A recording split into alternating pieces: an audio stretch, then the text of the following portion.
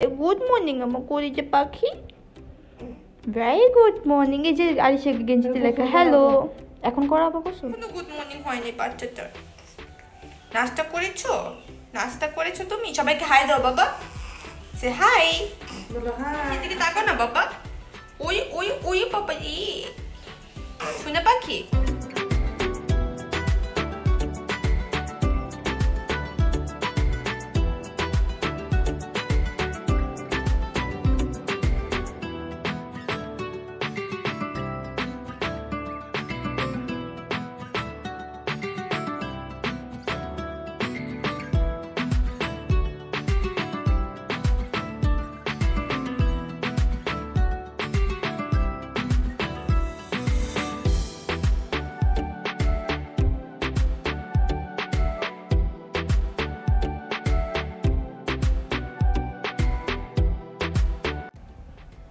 Hello viewers, আসসালামু আলাইকুম। Welcome back to my channel BD blogger Purna. আশা করছি সবাই ভালো আছেন। আমি আলহামদুলিল্লাহ ভালো আছি।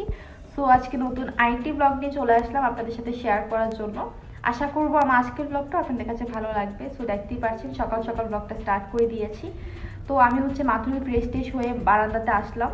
তো আম্মু হচ্ছে গিয়ে ব্রেকফাস্ট রেডি করতেছে। আমার সাথে জয়েন হয়েছে আরিশ বাবা। আরিশ দেখি, আরিশ কই তুমি? বলো হাই। বলো আসসালামু আলাইকুম। হাই না, আম্মু আছে। আম্মু তুমি এবার ফার্স্ট মেবি আমার ব্লগে। সবাইকে হ্যালো হাই বলো। কোনো হ্যালো হাই না, আসসালামু আলাইকুম। আপনারা সবাই কেমন আছেন? আমরা তো আলহামদুলিল্লাহ খুব ভালো আছি। আম্মু আম্মু নাতিকে পেয়ে খুব খুশি। আরে সেদিকে তাকাও না বাবা। ওই ওই ওই বাবা ই। শুনে পাখি। আমি কত শখ করছিলাম ওর সাথে ছবি তুলবো, তোমরা চুলগুলো একদম। আমার সাথে যে আম্মু আর আরিশ হচ্ছে গিয়ে জয়েন করেছে। আম্মু আরিশ, আমি আরিশের সাথে ছবি তোলার কত প্ল্যান ট্যান করে আসলাম, এসে দেখি আরিশের মাথায় চুল নাই। আরিশের মাথার চুল হচ্ছে গিয়ে ঢিসিম ঢিসিম করে দিছে। ঢিসিম ঢিসিম করে দিছে তোমার চুলগুলো বাবা। আসে কেমনে দেখো। ওই বাবা এ গুড মর্নিং এখনো হয়নি, এখনো গুড মর্নিং হয়নি বাচ্চাটা, এখনো গুড মর্নিং হয়নি বাচ্চাটার। নাস্তা করেছো? নাস্তা করেছো তুমি? সবাইকে হাই দাও বাবা। সে হাই। বলো হাই, আসসালামু আলাইকুম। বলো সালাম দাও, কালামনির ভিউয়ার্সরা সালাম দাও। বলো আসসালামু আলাইকুম। আপনারা সবাই কেমন আছেন? আমি তো আলহামদুলিল্লাহ ভালো ওর তো আছি। এখনো ঘুমই ভাঙে নাই, ও কিসের কি কথা বলবে? বলো বলো বাবা বাবা।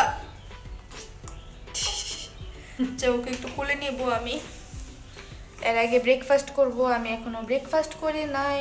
আমার একটা ফ্রেন্ড আসবে।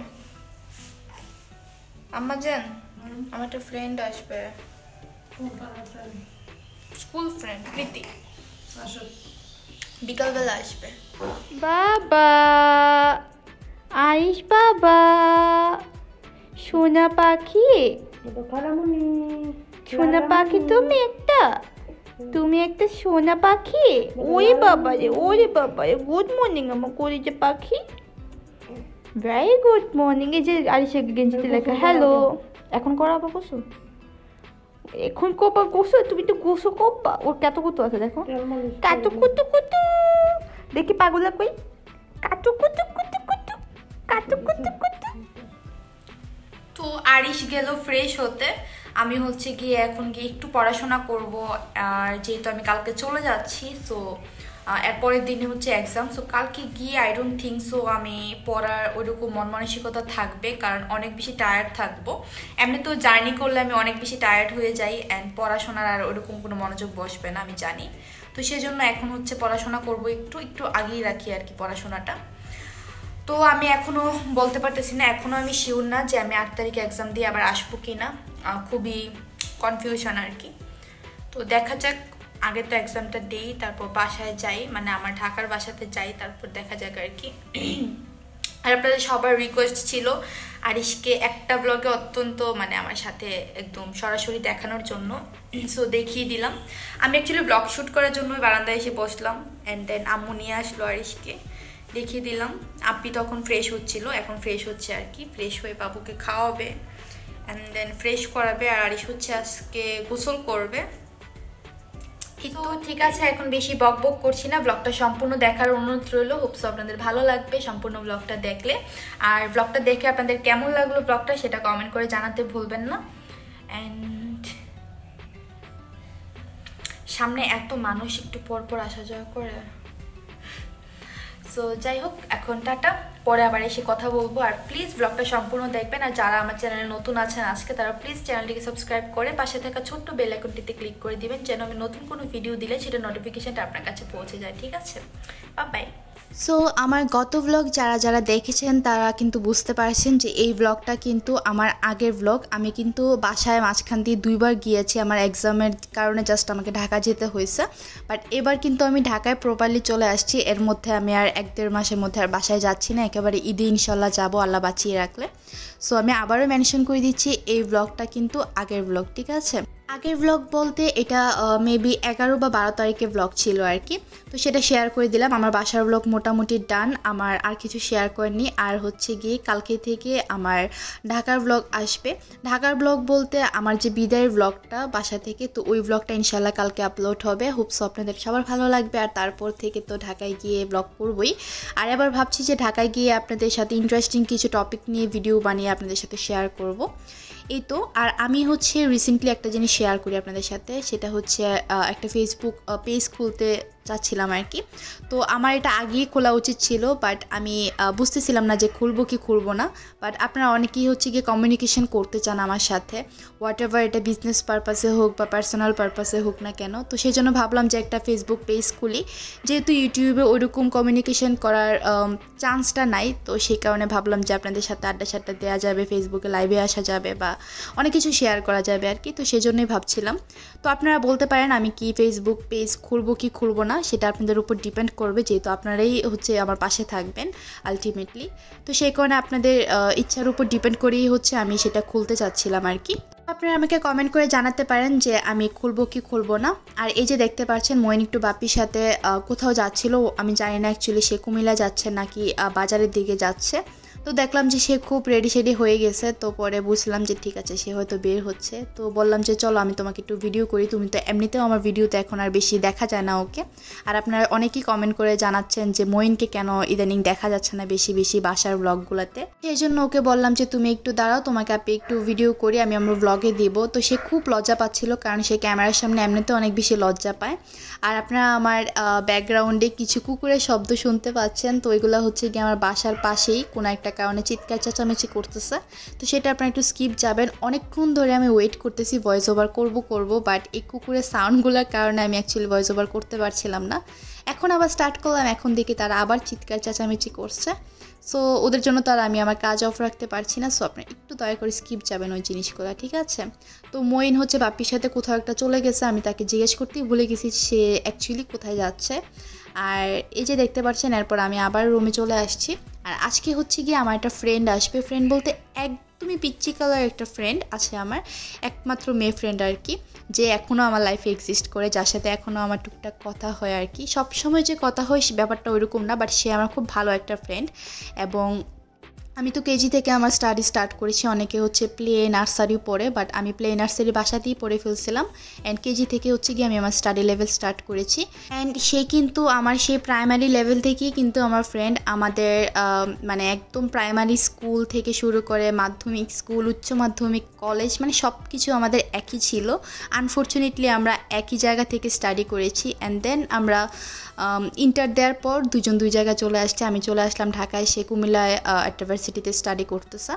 অলরেডি তার শেষ, যেহেতু তার 4 বছরের কোর্স অনার্স, তো সে অনার্স করতেছে। আর আমি তো ইঞ্জিনিয়ারিং লাইনে চলে আসলাম, 5 বছরের কোর্স এখনও শেষ হয়নি। তো তার সাথে সে আমার একমাত্র ফ্রেন্ড, যে কিনা এখনও আমার লাইফে এক্সিস্ট করে, যে কিনা এখনও আমার খোঁজখবর রাখে, যার সাথে এখনও আমার সুন্দর একটা সম্পর্ক আছে আর কি।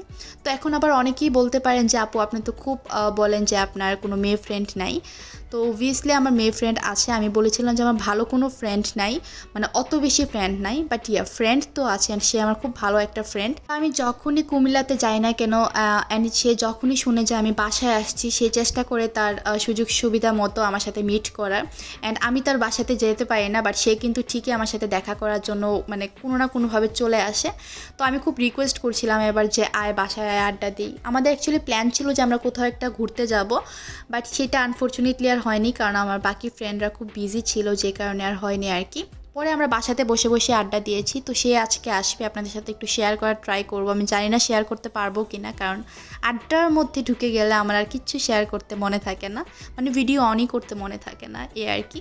তো তারপরও ভাবছি একটু শেয়ার করব, সে যেহেতু আমার খুব পছন্দের একটা বান্ধবী, সো একটু তো শেয়ার করতেই হবে। আর তার সাথে 2 বছর আগে আমার একটা ব্লগ মেক করা আছে, যেটা আমার চ্যানেলেই আছে, আপনারা চাইলে, যাদের ধৈর্য শক্তি অনেক বেশি তারা চাইলে খুঁজে দেখে নিতে পারেন। এই তো, আর এখানে দেখতে পাচ্ছেন বকবক করতে করতে কিন্তু আমি আমার দুপুরের লাঞ্চটাও করে নিচ্ছি। অ্যান্ড আজকে লাঞ্চে ছিল মাছ। তো আম্মু আমাকে ইদানিং খুব বেশি মাছ খাওয়াচ্ছে, কারণ সে জানে আমি ঢাকাতে গেলে আবার মাছ মাংস কিছুই খাবো না, যে কারণে অনেক বেশি মাছ মাংস খাওয়ানো হচ্ছে আর কি। আর এই যে দেখতেই পাচ্ছেন এটা হচ্ছে সন্ধ্যাবেলার ফুটেজ। তো সে একদম সন্ধ্যাটার আগে মুহূর্তে আসছিল আর কি আমাদের বাসাতে, অ্যান্ড তখন আমি ছিলাম আমার জ্যাঠার বাসাতে। তো সে এসে আমাকে কল দিল, তারপর এসে আমি আবার বাসাতে তার সাথে মিট করলাম আর কি। অ্যান্ড আমার বেডের হচ্ছে গিয়ে চাদর ধুয়ে দিছিল আম্মু, যে কারণে হচ্ছে একটু তোষক দেখতে পারতেছেন, বাট এটা কিন্তু নিট অ্যান্ড ক্লিন ছিল, ঠিক আছে। সো এটা আবার কেউ নেগেটিভলি নেবেন না। সো যাই হোক, এখানে দেখতে পাচ্ছেন আম্মু হচ্ছে আমাদের দুজনকে টুকটাক একটু নাস্তা দিল, তো আমরা সেগুলো এখন খাচ্ছিলাম। তো খাওয়ার মাঝখানেই মনে পড়লো যে একটু শেয়ার করি আপনাদের সাথে। তো আমি চেহারা এখন দেখাচ্ছি না, তো আমি কিন্তু তার সাথে কিছু পিক আমার থাম্বনেইলে অ্যাড করে দিয়েছি। যারা থাম্বনেইল দেখেছেন তারা তো বুঝতেই পারছেন, সেজন্য আমি আর ব্লগে অ্যাড করলাম না। সো এই তো আমরা বসে বসে খুব আড্ডা দিচ্ছিলাম। তো তার সাথে আমার আম্মুর সম্পর্কটা কিন্তু খুবই নাইস, অ্যান্ড দুজনকে প্রচুর পছন্দ করে। আমার বান্ধবীও আমার আম্মুকে অনেক পছন্দ করে, আর আমার আম্মুর তো লিটারেলি কি বলবো, অনেক পছন্দ আমার এই বান্ধবীকে। আম্মু যখনই তার কথা ওঠে তখনই সে শুধু বলে, মানে আমার আম্মু শুধু বলে যে এত মায়া লাগে কেন তাকে। বান্ধবীর নাম হচ্ছে প্রীতি, যে কিনা আমার সেই কেজি স্কুল লাইফ থেকে ফ্রেন্ড। সো একটু শেয়ার করে দিলাম। অ্যান্ড তার সাথে আড্ডা দিতে দিতে দেখা গেছে পরবর্তীতে 9:30টার মতো বেজে গেছে। তো এখানে আমি আর বাপ্পি বের হয়েছে তাকে একটু এগিয়ে দিয়ে আসতে আর কি, রাস্তা পর্যন্ত এগিয়ে দিয়ে আসবো, অটোতে উঠাই দিব। তো আমি আর একদম রাস্তা পর্যন্ত যাইনি, বাসার সামনে পর্যন্ত যাচ্ছিলাম। অ্যান্ড ওই দিনই কিন্তু আমাদের বাসার সামনের লাইটটা ফিউজ হয়ে গেছে, যে কারণে এত অন্ধকার লাগতেছে। অ্যান্ড আমার আম্মু ছিল বাসার সামনে দাঁড়িয়ে, যেহেতু অনেক রাত হয়ে গেছে, তো সে একা একা যাবে, একটা সিকিউরিটির ব্যাপার স্যাপার আছে। তো বাপ্পি একদম ওকে আগিয়ে দিয়ে আসছে আর কি। তো বাসায় আসার পর আমি বেশ কিছুক্ষণ স্টাডি করেছি, আর এখানে আম্মুকে বলছিলাম যে আমি পায়েস খাবো, অ্যান্ড পায়েস রান্নাটা আমাকে একদম ইজি ওয়েতে শেখাতে, যেন আমি ঢাকাতে বানিয়ে খেতে পারি। আম্মু এর আগেও আমাকে অনেকবার শিখাইছে, বাট আনফর্চুনেটলি আমার কেন জানি না পায়েস রান্নাটা অনেক ঝামেলার মনে হয়। তো আম্মু আমাকে বললো যে আজকে একদম ঝামেলা ছাড়া একটা অন্যরকম রেসিপিতে আমাকে পায়েস রান্না করে দেখাবে, যেটা আমি ইজিলি বানাতে পারবো। যদিও একটু হাস্যকর নাকি রেসিপিটা, বাট আম্মু বানিয়ে দেখালো। তো এরকমভাবে রান্না করলে আমি কখনোই আর পায়েস রান্না ভুলবো না, বা পেঁচালের মতো লাগবে না। একদম ইজি ওয়েতে আম্মু দেখাইছে। অ্যান্ড দেখতেই পারছেন সব কিছু একেবারে দিয়ে দিছে। তখন কিন্তু চুলা জ্বালানো ছিল না, ঠিক আছে। তো এক পাশে হচ্ছে গিয়ে দুধটাকে ঘন করে জাল দিয়ে নিতেছে, আর এই পাশে হচ্ছে গিয়ে চালের সাথে সব মিক্সড করে ফেলছে যা যা দিবে। এখন হচ্ছে বাদাম কিশমিশ অ্যাড করে দিবে, আর একটু জাল হওয়ার পর হচ্ছে নারকেলটা দিয়ে দিবে আর কি। তো খুবই ইজি ওয়েতে রান্নাটা করবে। দেখতেই পাচ্ছেন অনেকগুলো বাদাম দিয়ে দিল। আমি আম্মুকে বলতেছিলাম যে বাদাম আর কিশমিশ একদমই কম দাও, কারণ দুইটাই আমার একদম পছন্দ না, মানে কামড়ে পড়লে ভালো লাগে না, জাস্ট নারকেলটাই ভালো লাগে। তারপর গরম দুধটা দিয়ে জাস্ট চাল দিতে হবে, অ্যান্ড মাঝখানে হচ্ছে গিয়ে নারিকেলটা দিয়ে দিতে হবে। That's it. একদমই ইজি একটা রেসিপি। আপনারা যারা আমার মতো অলস প্রকৃতির মানুষ আছেন, বাট পায়েস অনেক পছন্দ করেন, খুব ইজিলি রান্না করতে চান, তারা এরকমভাবে রান্না করে খেতে পারেন। তো এখন জাস্ট আম্মুর থেকে পরিমাণটা জেনে নেওয়ার পালা। তো আমি যখনই ঢাকাতে রান্না করব না কেন পায়েস, তখন আম্মুর থেকে জাস্ট পরিমাণটা জেনে নেব যে কতটুকুর জন্য কীভাবে দিতে হয়। এই তো পায়েস কিন্তু আমার খুবই পছন্দের একটা ডেজার্ট। আমি জানি না আমি এত কেন পায়েস পছন্দ করি, বাট আমার কারোর হাতের পায়েস তেমন মজা লাগে না। আমি জাস্ট আমার আম্মুর হাতের পায়েসটাই বেশি লাভ করি। অ্যান্ড আম্মু যেরকমভাবেই পায়েস রান্না করে না কেন আমার কাছে সেটাই অনেক বেশি মজা লাগে, একদম অমৃতের মতো লাগে। তো সেজন্য আজকে আম্মুকে বললাম, হঠাৎ করেই বললাম যে পায়েস খাবো, আর আম্মু বলার সাথে সাথে আমাকে পায়েস রান্না করে দিচ্ছে।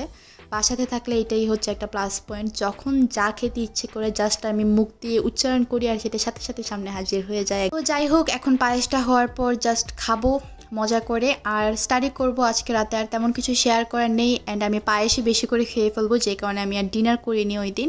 আর এমনি তো আমার ফ্রেন্ডের সাথে টুকটাক অনেক নাস্তা করা হয়েছে, যে কারণে আমি আর তেমন কিছু খাবো না।